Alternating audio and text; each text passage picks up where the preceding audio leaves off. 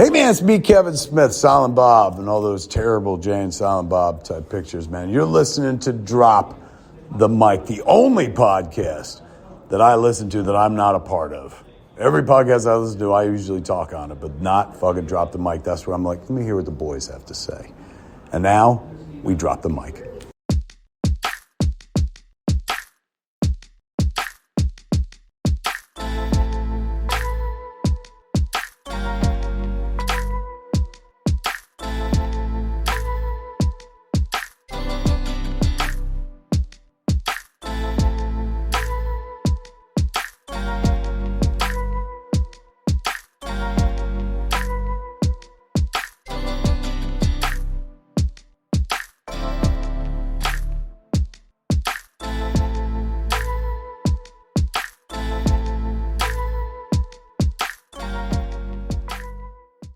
Welcome back to our humble San Diego podcast.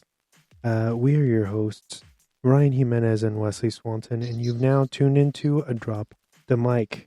First and foremost, let me reintroduce Ryan back to the show. What's up, man? It's been a while. Thank you for your grand return. How are you? Yeah, I've been good, dude. It's been a while. It feels like it's been an eternity, but I'm back, and it feels good to be back. Let's do this shit. Hell yeah. First, I wanted to bring up, before we get started, talk about all the, awesome pop culture and whatnot that we love on this for film and television. I think it's very important to shout out the WGA and SAG-AFTRA and the simultaneous strike that they're going through right now. And I just wanted to say that we completely support them and stand with them for as long as this has to go to. Just want to throw that out there before we start the show. Oh yeah, fucking pro-union all day, every day. Pay them, give them what they want. Give them everything. Yes. Give them the fuck anything they want. Give them, because all these fucking companies that make all this fucking money, instead of making fucking Fast and Furious 17, they can fucking pay their fucking writers and the actors and the people behind the scenes shit ton more money. And don't cross that fucking picket line either. And now for a special news report. Brought to you by Drop the Mic. First up, I wanted to shout out a couple of deaths that have happened in the past couple weeks since we've last recorded. Of course, Tony Bennett passed away a few days ago. Of course, an acclaimed musician who has been around since, I think, the mid-'60s. Pretty sad there. Go check out his work with, I think he has an album with Gaga and Amy Winehouse. Go check those out. Oh, yeah. And then, I don't know if you heard about this yet, but Sinead O'Connor apparently passed away. Like I said, shout out both of them, but yeah, Sinead O'Connor, man, she never got her fucking due, so hopefully she gets her due and finds peace wherever she's at now, man, because she got dragged through the mud, and she shouldn't have. Definitely. Slightly more uplifting news. Of course, we operate out of San Diego, California, so, Comic-Con International is a big thing, brings a massive amount of revenue for our city, and it's something that, as a podcast, I think most of us are either intrigued by or participate in year after year, and this past one is no exception. So, without further ado, I wanted to talk about a few things that are a few pieces of news that were released under the Comic-Con banner first. So, first up, the rights to the original TMNT have finally been scooped up by Nickelodeon, which means they will likely be streaming the classic episodes on television and via their apps, finally. Do you have thoughts on this? Dude, what a fucking win for all of us to see all those fucking episodes. I'm sure they're gonna look fucking glorious. Yeah, dude, that's fucking tight. I saw that video of Eastman, like, did it live, right? Like, yep, announced that. Yep. Yeah, dude, badass. All this turtle shit we're getting with this and the new movie and that new AAA video game coming out, like, stoked, dude. Cannot be more stoked. I'm definitely gonna sit my ass down on that stuff, start streaming and fucking binge all of it. 100% with you there. Into more Turtles news. The IDW Publishing has announced that the TMNT graphic novel The Last Ronin is in fact getting a sequel, and the first issue is due out December 13th, 2023. Damn, I didn't. That's something I didn't know. That's tight. Yep. I'm telling you, man, I'm pretty sure you haven't read it yet. Go read it, go buy it, spend your money, get the hardcover, whatever you have to do. Okay, for those who are listening right now, did you hear that? He said, "Pretty sure I haven't read it yet." How do you know that? Because you haven't told me anything.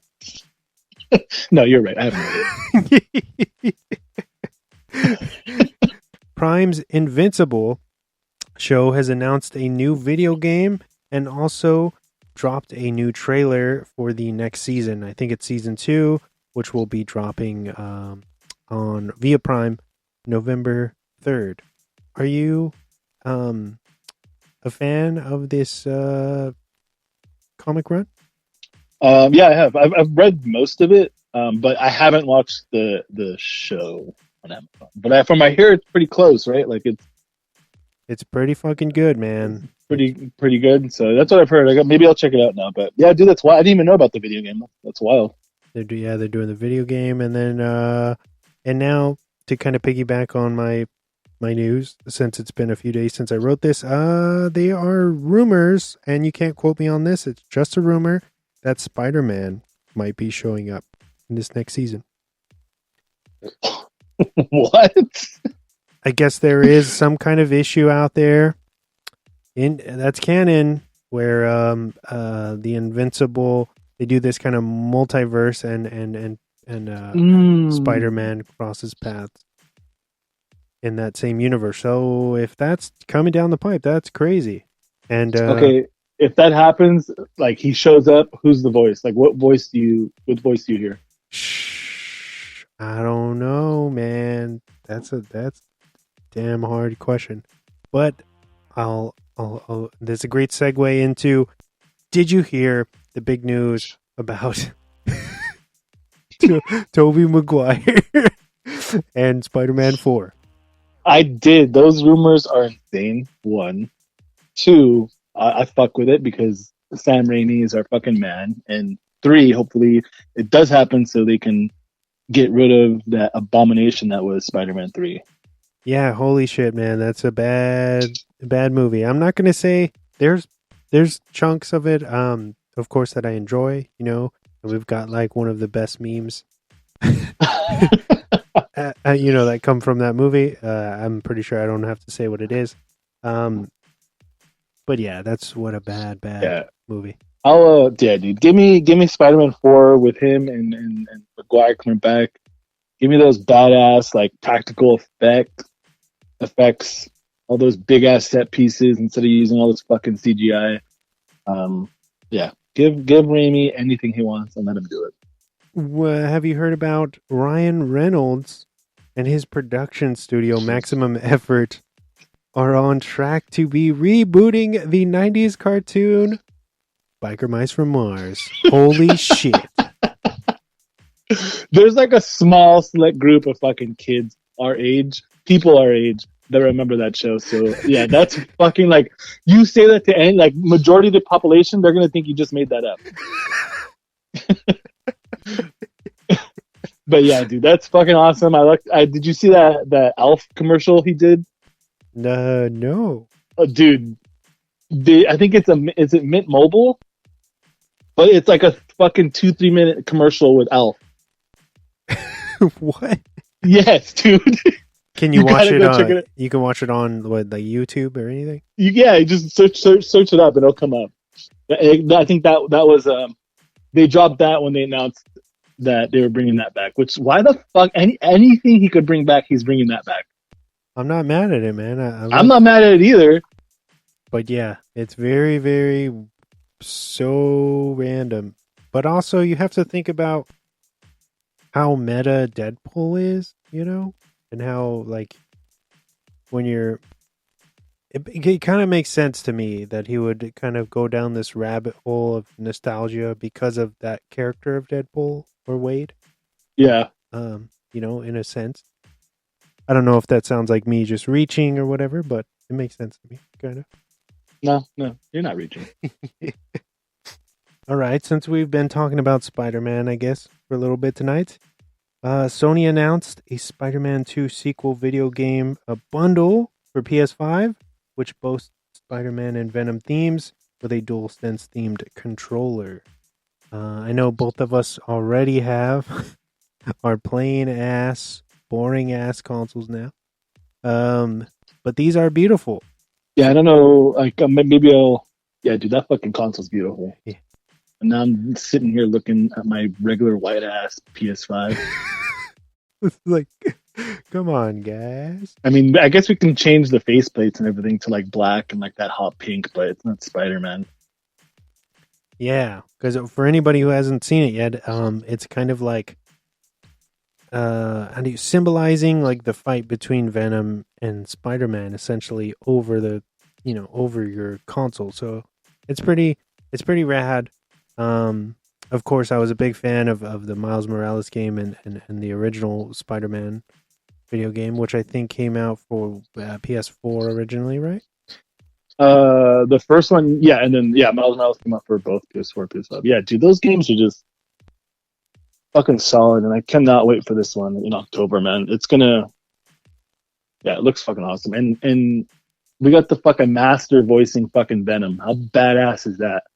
For the longest time, I really thought it was him doing it for the voice for Tom Hardy. Come to find out that it's fucking Tom Hardy just manipulating his voice. And you know what is fucking awesome? And I haven't watched this new trailer that they, I think they showed it at Comic-Con. So I don't know, because it's a story trailer. So I don't know if it kind of shows any of that, but we don't know who Venom is. And I think they said it wasn't Eddie Brock, right? Yeah, he's voicing Venom. So they kind of leave it to where we don't know who it is. You're talking about the of course the new trailer, right? That just dropped. Yeah. So I really think that it's like a deception, like a deceitful trailer on purpose. But they're making it seem like if it's Harry, or Harry is going to become Venom at some point. Which, I mean, it's plausible, but I feel like that's what they want everybody to believe. But it seems like too on the nose for that trailer to give something that big away. Mm-hmm. But I mean, maybe that is like just like a fraction. Of course, those games are always super fucking long and have so much in-depth stuff to them. So I don't know, but I'm very, very excited, curious. Tony Todd, the original Candyman, is the voice of Venom, correct? Yes. How fucking perfect. Yes. How perfect. Do I have... Oh, yeah. And rounding out my last bit of news, so Barbie rounds out its domestic opening weekend with 155 million, with Oppenheimer trailing behind with 80 million. Internationally, though, Barbie is crushing with an estimated $337 million globally so far, while Oppenheimer pulls in 174.2 million globally. Thoughts on this? You know what's crazy is that I was reading a report. It's basically gonna hit $1 billion. Like it's gonna make $1 billion. It's gonna be the first movie ever directed by a woman to break $1 billion. It's wild, dude. Like, well, all these we were just kind of talking about it off air. Like all these superhero movies, fucking Shazam, Black Adam, even Ant-Man, they fucking bomb in the box office. And it takes fucking $175-200 million to make them, and they look like shit. And then this movie, which looks like it used a lot of just practical set pieces and things like that, is going to make $1 billion. But you And gotta think about the factors. You have the this kind of phenomenon that is Barbenheimer, right? yes. You have an exceptional cast, whom most of them have never worked together before, right? Yes. You have Greta Gerwig on a really strong run, and A sick one. I haven't seen Barbie, but I can, I'm pretty sure I'm gonna like it. So she didn't strike out yet.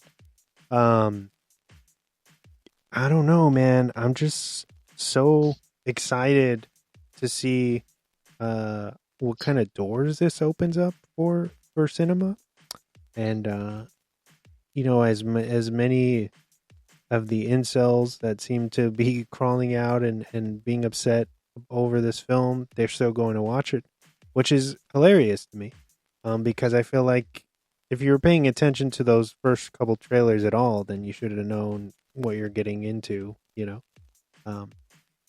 but also you just have to think about how universal the Barbie logo is, and like that foundation, Mattel, it's a moneymaker, but I'm just glad that they got the right team and they were able to kind of almost seductively, like sneakily, bring something more to this story where it's not just for kids, but aimed at us as well, Yeah, no, dude, it's crazy. And the cast is so fucking perfect. I think this is her is Greta's best movie so far. I know her catalog isn't that big, but I think this is definitely my favorite of hers. And for all those like fucking incel men who don't wash their ass and don't know how to put deodorant on, like if you go to this movie and watch it and think that it's like, first off, it's not for you, right? Just plain and simple. So don't be mad when you don't, you're not agreeing with what they're saying, with what they're saying on screen, which you should be agreeing with what they're saying on screen. You should be 100% backing the message, but at the same time, like, I know you haven't seen it, so I won't like get into detail, but there isn't like a message for men in this movie.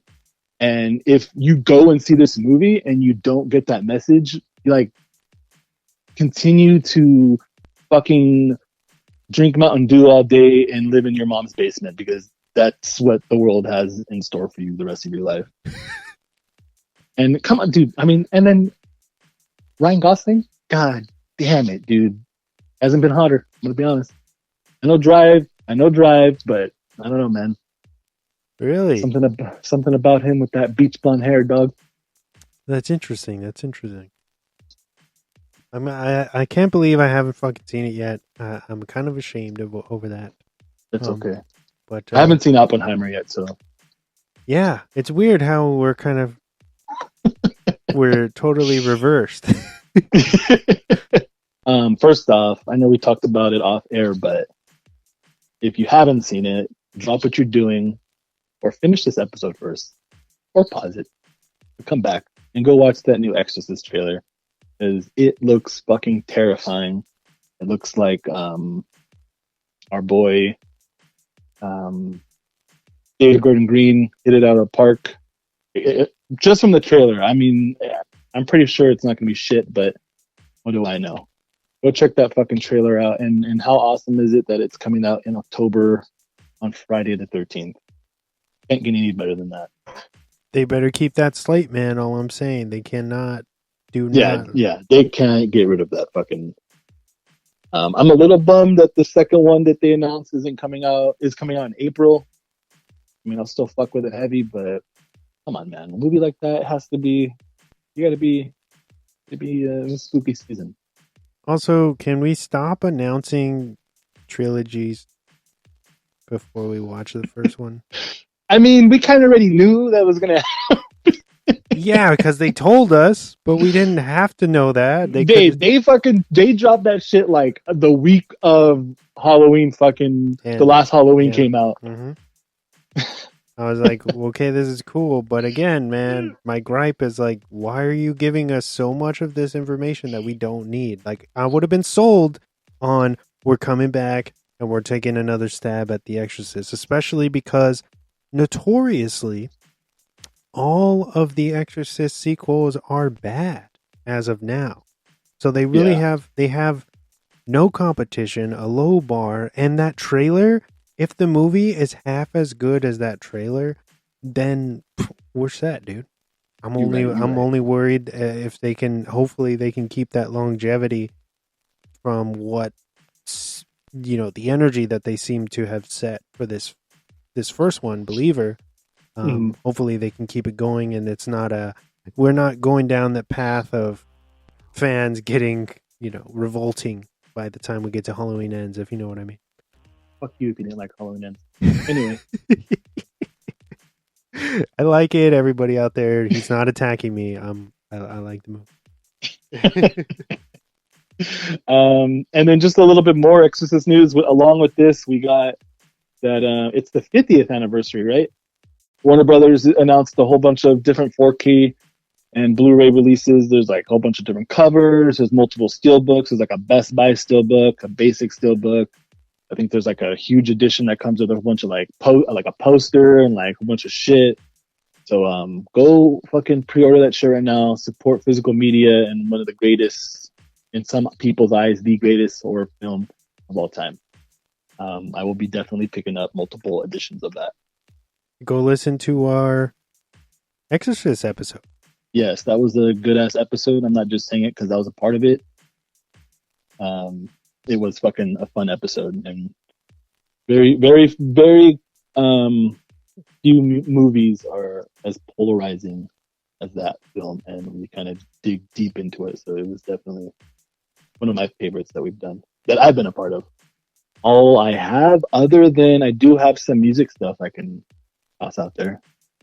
It better be telling everybody to go listen to fucking Everything's Glitter from The Armed, the best fucking band in the goddamn world. Whoa! I don't know about that. They are really good. If you haven't seen The Armed, go and fucking check them out. I remember you telling me like when you took me to see them, they don't really tour a lot, and they don't really play a lot of shows, so it is kind of like a privilege to see them. But if you ever get the chance to see them, it is fucking an hour and 20 minutes of just fucking 7,000 people on stage melting your face off. But yes, that new track is good. But no, fucking let's give it up to fucking Citizen with that new song. They announced a new album. That new song is out. A new tour. If you love Citizen, get those tickets because that shit always sells out. I think they even tweeted something like, all the California shows are getting pretty close to sold out. So San Diego date is October 25th at the Observatory, and the LA show is the 27th. I think there's a San Francisco show, I think like the 29th, and like a Sacramento show as well. But get your tickets, go pre-order that album, support good ass fucking rock music, and support bands that don't mind changing up their sound and doing things that they want to do. Because Citizen is definitely evolved into something much, much better from their first record, which is I love, but I just love their new sound, dude. Their new sound is awesome. And then on top of all that, you got new Angel Dust. They're coming out with a new album you can pre-order on Popwig. They have a new big tour. Provoker, if you like that dark, gloomy shit. Fearing as well, if you like that you want to be a fucking dance around in your room like a vampire. And then I know it's been like kind of polarizing for everybody, but the new Code Orange, dude, I don't know if you've checked it out. It's fucking good, dude. Like there's people hating on it because it's totally not what they're known for, which is hardcore. Like they came out with fucking one of the better hardcore albums of what was it? That was less than, I'd say that was like 2012, 2013, but those new songs, I think there's 3 new songs off the new album they came out with. It's fucking good, dude. It just feels like a throwback to fucking like new metal or hard rock. And I don't know about the Billy Corgan feature. It feels like a little out of place, but that song fucking kicks ass, dude. And If you don't like it, don't fucking listen to it. Or go listen to their other album or their other EP that is more hardcore ish. But yeah, I think that's all the news I got. All the stuff that I know. This is super random, but did you see that like video of Demi Lovato saying that she would love to work with Knocked Loose? Yes, I did. I was all, holy shit, what? Her, and then speaking of Barbie, Margot Robbie, she's like a huge, like she fucking loves like Slipknot and everything. Oh yeah, she was like, yeah, I love metal, which is cool. Hell yeah, that is shit. And now it's time for the weekly recommendations. I know you've been gone for, like what you said is feels like an eternity. So yes. I first off, just like I stated in our news, I went to go see Barbie. Go and see it. It's fucking awesome. I can't say anything more better, or I can't say anything better other than just go fucking watch it and support that badass cast and badass director for doing their own thing. And then I've been reading a lot. I started this new book called The 90s by Chuck Klosterman. He's probably my favorite author. I think I've read everything that he's put out. This book came out, I think, last year. I think he wrote it during the pandemic. It's about the 90s. So if you're a 90s kid or you grew up in the 90s or you want to feel nostalgic, he talks about everything from landline phones to Napster to Clinton, Michael Jordan in the 90s. It's a good fucking read, dude. And I've blown through it. Like I'm almost done with it. So check anything Chuck Klosterman's done. I don't know if you've ever heard of him. No, you got me on that one, but I will definitely. He's big into pop culture. Like that's his forte. All right. But yeah, Chuck Klosterman, the 90s. It's been out for a while, so it's on paperback now. I got it paperback. I got it BOGO at Barnes, so go get yourself a couple books and definitely check that out because that shit is fucking awesome.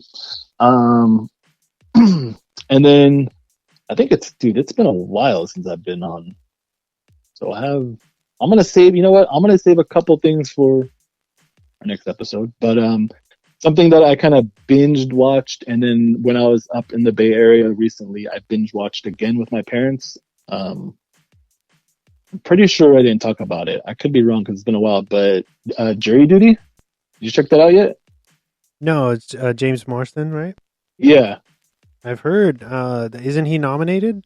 Yeah, dude, he's nominated for a fucking Emmy. Oh, yeah. And he plays himself. It's so damn funny. If you want something to binge super fast, every episode's like 45 minutes, but it's essentially the guy thinks he's in a documentary about like jury duty, and it's first of its kind like documentary about getting the ins and outs of what goes on, and it's really just all set up and fake. The trial's fake, everything is fake except for him. James Marsden shows up, he plays himself, and he's fucking awesome at it. So yeah, check out Jury Duty. I think it's Freevee, but it's also on Prime. I guess did the reverse of my old pal Ryan over here, and went to see Oppenheimer before it came out to the general public. I was able to snag a guest list spot, courtesy of our good friends over at Reanimated Records down in La Mesa, San Diego, California. We love you guys. Thank you so much for that. I got to see it on 70 millimeter, true 70 millimeter, because, I'm pretty sure if you're listening to this podcast, you might know a little bit about film. But so Nolan shot this to, for, how do you say, the format of true 70 millimeter film. So when you go and you watch it, say at like an AMC and it's digital IMAX, you'll have like slight cropping issues because it was shot, true to film or whatever. So going to see it with a real projector is for many probably the ideal way to view any of his films in a theatrical run, and Oppenheimer is no exception to that fact. Sorry if I feel like it sounds like I'm gushing over Nolan, because I know Ryan's not the biggest fan of Don't fucking put words in my mouth.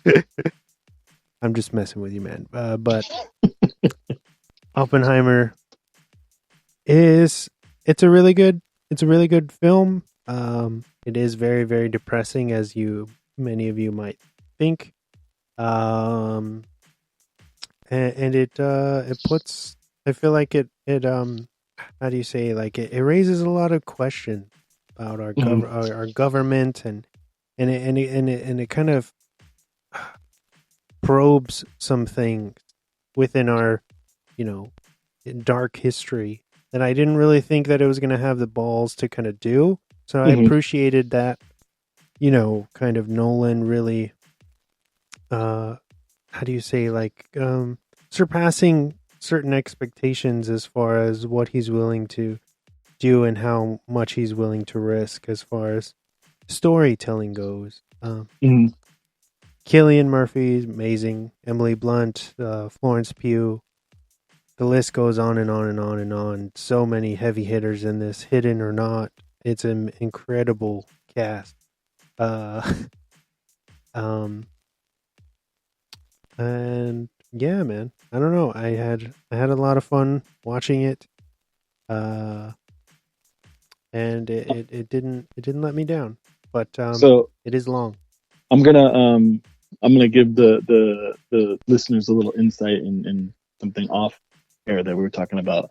But check this out, you guys. I texted this fool like, "Oh, did you see the new Exorcist trailer?" And he was like, "Yeah." And then I was like, "Yeah, supposedly some people got it ahead of Oppenheimer." And this fool goes, "Well, I wouldn't know about that because I saw it in 70 millimeters, so they must have saw it digitally." You son of a bitch. Because they don't show trailers. Because it's just, they don't show trailers, Mr. fucking 70 millimeter. You know what, Wes? Some of us aren't as lucky as you, okay? How much did they say how long the film is? Like 7 miles or something? Yeah, dude. I like how those pictures of like the theaters who had to build a bigger platform for it because it was too fucking big. Or I heard, dude, where was it at? Somewhere. It was somewhere where the one of the true 70 millimeter across the country, they actually had to fly someone out, a projectionist out from LA, because none of their people knew how to deal with such a massive fucking film and 70 millimeter. That's becoming kind of something that is dying. Like how do you say, like a fossil format almost? Like, yeah. And people like Chris, it's literally like a dying breed of people who it's just becoming more rare and rare. So that's why you have to go out and support these. I know Nolan probably doesn't need any more fucking money, but it's very important to go and specifically check it out if you can on 70 millimeter. Another thing I was just watching last night, it's an oldie but a goodie. I was streaming through, or how do you say, talking about streaming, searching through my favorite app, Stars. This fucking guy in Stars, I swear. Bride of Chucky is on there. So I wanted to give that some love. I'm not even sure why. That's a movie that I've seen numerous times, and it's always so much fun. And it's so weird. Came out in 98. And it was kind of that bridge between that original trilogy where they were trying to play him kind of straight to the vest as a, very kind of like, yeah, he did some funny stuff and he had some one-liners, but it was still like a pretty serious tone to the story, at least in my opinion. Yeah. And then they went full tilt into the camp with Bride of Chucky. You have the great Jennifer Tilly, Katherine Heigl in one of her first real big studio roles, if I'm not mistaken. I kind of got her name out there. Brad Dourif, the only guy who will ever really be able to play Chucky for real. Sorry, Hamill, Mark Hamill. Do you like this one? What are your thoughts? I like it, dude. I think it's definitely, you got to take it for what it is. Yeah, dude, Bride of Chucky is rad. It's a good movie to throw on. And it's a lot better than Seed, I'll say that. Dude, Seed sucks. Yeah, right. But I will say this. I love and respect Don Mancini for him being so ahead of the curve. Back then, making kind of, in a way, Chucky like a real ally for LGBTQA. Something that still is trending today now with the TV show. The show, yeah, which I still haven't watched. You gotta watch that, man. I think you really dig it. It's pretty fun. Is it streaming on anything? Stars or I think it's AMC Plus. AMC? Yeah. Okay. Yeah, definitely check it out. Also, before I forget, I wanted to give a shout out again to Chris Pollock, who will be coming on for our end of July episode. I'm going to announce what it is right now that we're going to be talking about. It's going to be Total Recall. Ooh. Chris always coming out with the bangers, dude. Yep. Summer sci-fi. I'm not just saying this shit for like shits and giggles and because I'm part of the podcast, but you need to go and pick an episode that Chris has been on at the end of the month and fucking listen to the man talk, because that dude knows his shit. And I've never even met the guy in my life. Like, I've never met him. I don't have any, but he's just fucking awesome. Like, he just seems like an awesome ass dude who loves film and knows a lot of shit about movies. Has he seen any of them? I know he's quite a busy man, but has he done the Barbie Oppenheimer? He because he works at a place that's currently showing it. I will not say what that chain is or business is. But he did see Oppenheimer already. Nice. What did he give us a sneak peek of what he thought? Yeah. He texted me and he was all, "Yeah, dude, you're right. This movie's really fucking good. Like, the tension building is insane." And he is going to, I think he's going to be checking out Barbie within the next couple of days as well. But going back so we're talking about Total Recall for the end of July, but because both of our schedules are going to be pretty tight for the end of this month coming up, we are going to be pushing it to the first couple days of August, which is my birthday week. Oh, here we go. Everything's about you. But yeah, Total Recall, man. You want to talk about a bonkers ass sci-fi film from the 80s by one of the fucking hard all-time masters. Oh yeah. So excited. And I just wanted to let you guys all know that the end of July is happening. It'll just be happening a little bit late. And we're going to be doing a retrospective on Total Recall. And